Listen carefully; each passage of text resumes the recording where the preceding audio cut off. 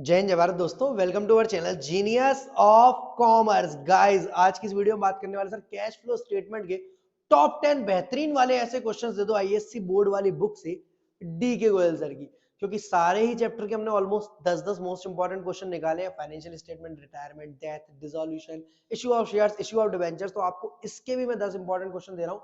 8 marks के लिए important chapter, और इनसे बाहर एक क्वेश्चन नहीं आएगा एग्जाम में। अगर आपको ये समझ में आ गया तो डेफिनेटली आप एग्जाम का क्वेश्चन आराम से कर लोगे। क्वेश्चन नंबर 3 से आपको शुरुआत करनी है दोस्त, जहां आपको सिंपली इन्वेस्टिंग और फाइनेंसिंग एक्टिविटी बताना, ऑपरेटिंग एक्टिविटी बताना है। इसके अलावा क्वेश्चन में और कुछ भी नहीं है, सिर्फ बेस बनाने के लिए क्वेश्चन है। चैप्टर की शुरुआत कैसे हुई थी, बस आपको क्वेश्चन नंबर 3 इसके लिए लगाना है। क्वेश्चन नंबर 4 में आपको इनफ्लो और आउटफ्लो, ताकि जब आप प्रैक्टिकल क्वेश्चन करोगे तो आपके दिमाग में कहीं ये दिक्कत ना हो जाए कि इनफ्लो को आप गलती से माइनस कर दो और आउटफ्लो को प्लस कर दो। सर ऐसी गलतियां हम क्यों करेंगे, क्योंकि हो जाता है दोस्त।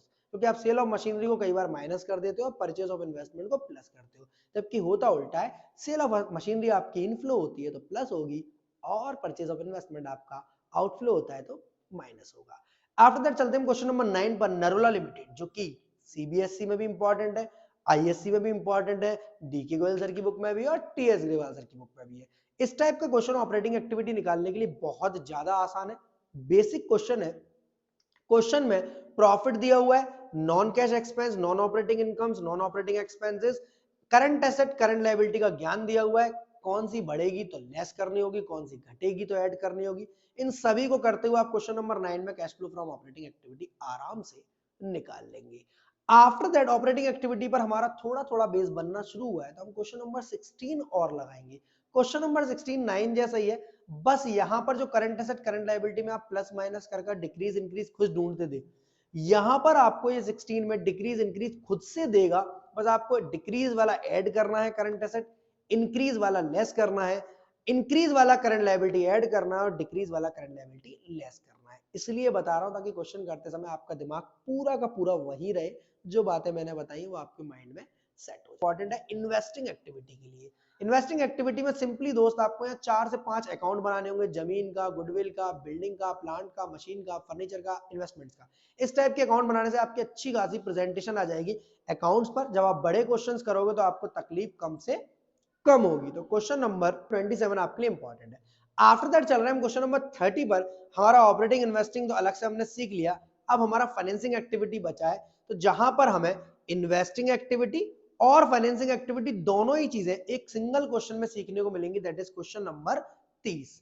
क्वेश्चन नंबर 30 के बाद हमारे 6 मार्क्स वाले जो एग्जाम में सेम टू सेम छपने वाले क्वेश्चन है, वो क्वेश्चंस और आने वाले हैं दोस्त आपके लिए। वहां से आपको शुरुआत करनी है क्वेश्चन नंबर 33, जहां पर क्वेश्चन में सिंपल आपको डेप्रिसिएशन और इंटरेस्ट से रिलेटेड एडजस्टमेंट दी हुई है, मतलब इन्वेस्टिंग एक्टिविटी और फाइनेंसिंग एक्टिविटी से रिलेटेड। इसके बाद क्वेश्चन आपका बेहद बेहद आसान है। क्वेश्चन नंबर 33 आपका एग्जाम में फंस सकता है, इस टाइप का क्वेश्चन। इसके बाद जो मैं क्वेश्चन बताऊंगा उसमें ज्यादा एडजस्टमेंट है, बस इसके लिए कि आपका चैप्टर पूरा कंप्लीट हो जाए, आपकी कोई एडजस्टमेंट नहीं छूटे। लाइक जमीन के केस में बिल्डिंग अकाउंट, लैंड अकाउंट कैसे बनता है, लाइक इंटरिम डिविडेंड का क्या कॉन्सेप्ट है, प्रपोज डिविडेंड का क्या कॉन्सेप्ट है, प्रोविजन फॉर टैक्स का क्या कॉन्सेप्ट है, सभी क्वेश्चनों, सभी डाउट्स के लिए हमारे पास ये 4 बेहतरीन क्वेश्चन आने वाले हैं, क्योंकि 6 क्वेश्चन तो हमारे मस्त वाले हो गए। अब बचे हुए क्वेश्चन आप सुन लो। क्वेश्चन नंबर 37, जहां प्रपोज्ड डिविडेंड और प्रोविजन फॉर टैक्स से रिलेटेड 5 बेहतरीन एडजस्टमेंट दी हुई है, जिसके बाद आपको लगेगा यार चैप्टर तो भैया यही खत्म हो गया, अब आगे के क्वेश्चन करने की जरूरत है क्या। बट यस, आगे के क्वेश्चन की जरूरत है। Practice makes a man perfect, और आपको वही काम करना है कि एग्जाम में आपको टाइम कम लगेगा। क्वेश्चन नंबर 40 आपके लिए इंपॉर्टेंट है, जहां इंटरिम डिविडेंड, फाइनल डिविडेंड वाला कॉन्सेप्ट है। 2 पार्ट है क्वेश्चन के, 40 का ए और 40 का बी।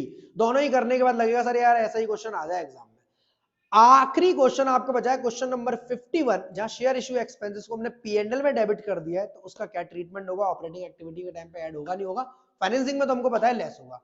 अब ये 10 क्वेश्चन के बाद आपको लगेगा यार चैप्टर तो कंप्लीट हो गया, अब हम घर जाने की व्यवस्था करते हैं। तो लास्ट में जाते जाते गिफ्ट वाला क्वेश्चन तो और ले जाओ, जैसे बहुत बार मैं आपको देता हूँ। तो गिफ्ट वाला क्वेश्चन है आपका क्वेश्चन नंबर 53, मन करे तो करना, नहीं मन करे तो छोड़ जाना। करोगे तो चैलेंज के संग बताना मुझे, एक बार में आंसर आया था या 2 3 4 5 बार 6 बार लगे थे, या अगर इससे रिलेटेड कोई एडजस्टमेंट पूछनी हो तो व्हाट्सएप नंबर गिवन है 7906 7863211 पर। ये 10 से 11 क्वेश्चन करने बाद कैश फ्लो स्टेटमेंट पूरा कंप्लीट। और वीडियो अच्छी लगी तो लाइक, दोस्तों के संग शेयर, चैनल को सब्सक्राइब कर दो। मिलते हैं अगली वीडियो में। जय हिंद जय Bharat, love you to all of you, be happy always.